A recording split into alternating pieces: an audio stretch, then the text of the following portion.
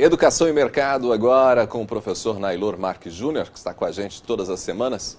Nailor, seja bem-vindo mais uma vez, bom dia. Muito obrigado, bom dia a todos. Bom, domingo estivemos juntos aqui com a transmissão das eleições. Ufa, foi muito bom, foi um trabalho muito interessante, para mim uma experiência muito interessante. E a gente teve a oportunidade de analisar um pouco o clima político, né, dentro de uma perspectiva que é bastante produtiva, porque pensando inclusive essa relação, que é uma relação educativa, pedagógica com a população. Né? Exatamente, porque a gente sempre diz que a escola tem que preparar as pessoas.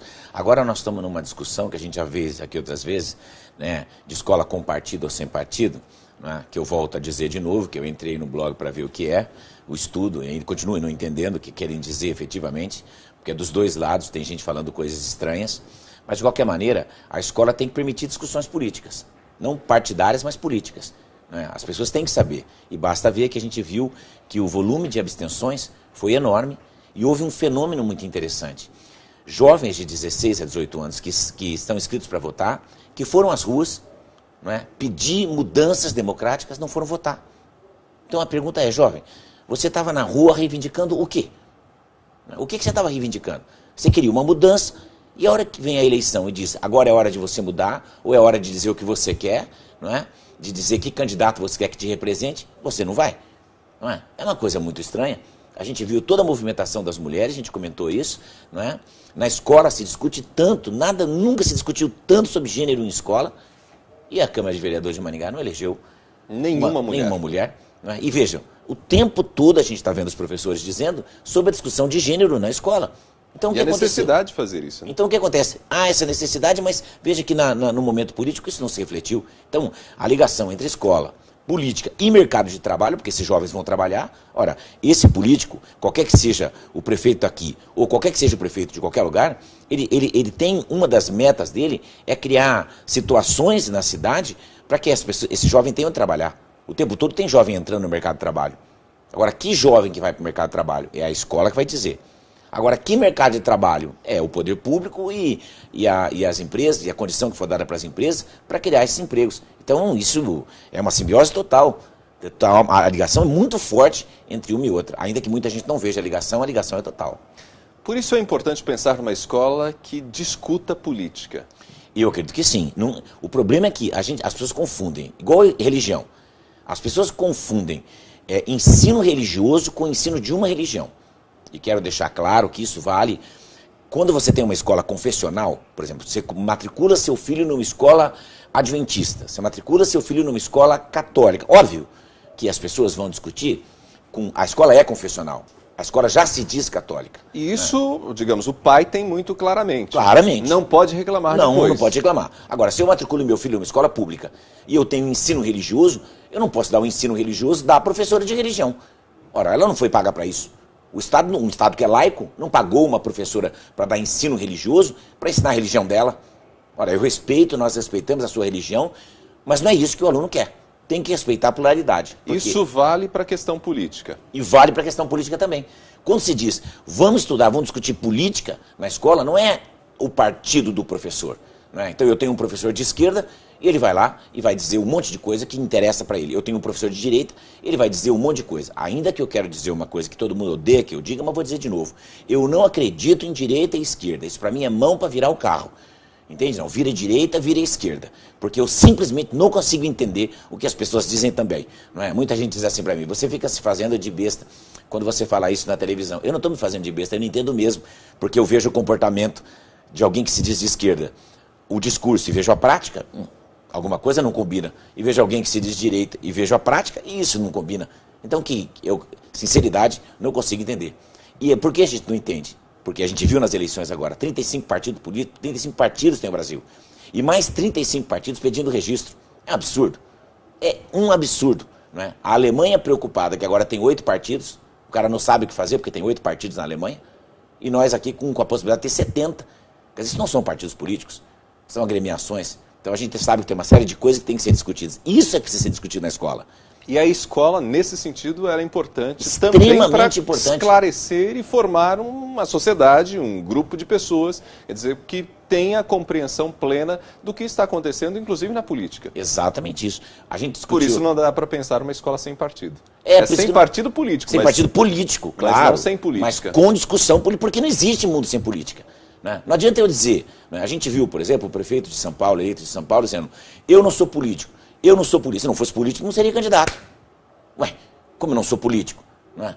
Como quem não é político não é candidato, porque para você ser candidato a alguma coisa, no Brasil, você tem que estar afiliado a uma agremiação política. Impossível isso. Esse discurso é. Mas por que ele disse isso? Porque era isso que a população queria ouvir.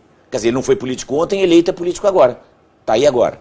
Entende? Nós não temos como viver sem político. Não é? Agora, o que acontece é, a política é necessária. O problema não está na política. O problema está nos políticos.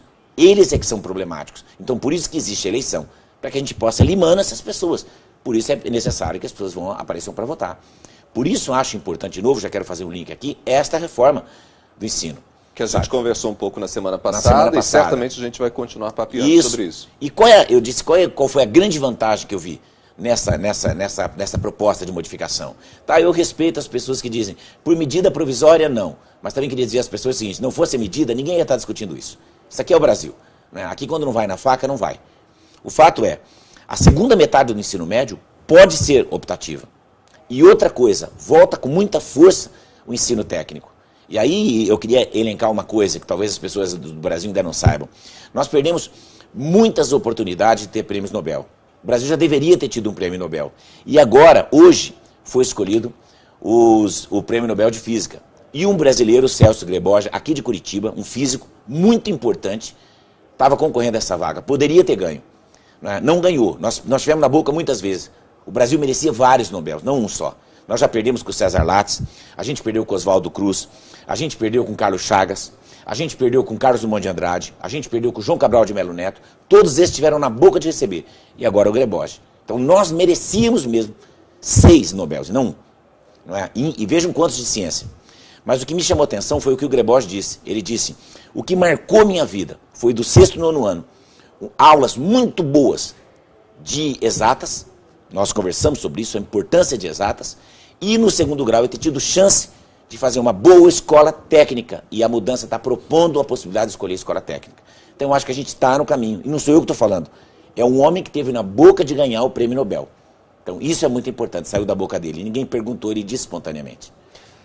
Essa reforma educacional, já que estamos falando sobre essa proposta, né, de mudar o ensino e ter, inclusive, disciplinas optativas, certamente vai trazer um reflexo bastante grande também pelo modelo de seleção que nós temos para os cursos universitários, né, o que a gente chama de vestibular. Com certeza vai ter, e também no tipo de professor que vai dar essa aula. Eu sei que a grande preocupação é, mas aí eu vou dar uma aula, o cara não quer fazer a minha aula. Eu vou ter que dizer outra vez, dê aulas interessantes. Com certeza, algumas matérias vão perder o número de professores, não é? Vão perder. As pessoas dizem assim, mas as pessoas estão imaginando cortar tal matéria e tal matéria. No projeto não está dizendo que vai cortar nada. O que o projeto está dizendo é o seguinte, algumas matérias as pessoas podem não optar por elas. Não é isso? Podem não optar por elas. Não é verdade? Eu pratico esportes hoje, e bastante. Não é? Eu já corri maratona. Não é? E, por exemplo, nessa época, eu não achava interessante fazer. Eu não estou dizendo que o ensino de educação física é dispensável, mas eu só acho que eu posso escolher ele em menor quantidade do que... Eu não acho que as aulas de filosofia e sociologia sejam dispensáveis. Ao contrário, eu sou da área de humanas. Agora, eu quero que o professor seja um professor que dê uma aula interessante e que não seja um doutrinador. Eu, mesmo sendo da área de humanas, não quereria ter aula com um professor doutrinador. Um cara que quer enfiar na minha cabeça a doutrina que ele tem na cabeça dele.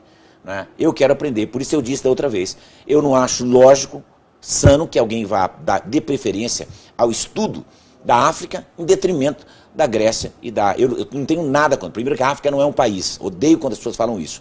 A África não é um país, a África é um continente. Então não fala em África para mim. Não é? E não fala em afrodescendente, porque isso não faz sentido nenhum. Todos nós aqui viemos da África, somos afrodescendentes. 60 mil anos atrás a gente morava na África Central. Agora a grande questão é, não dá para... O nosso pensamento, a base do nosso pensamento é greco-romano. Você vai abandonar a Grécia e Roma para estudar o quê? O que não tem influência direta na formação do seu pensamento? Sem sentido. Nailor, na semana que vem a gente continua. Menos nervoso. Professor Nailor Marques Júnior, para encerrar mais uma edição do Ponto Com News. Obrigado pela sua companhia, obrigado por você ter escolhido a TV Maringá. A gente se fala amanhã às 8 horas. Bom dia para você.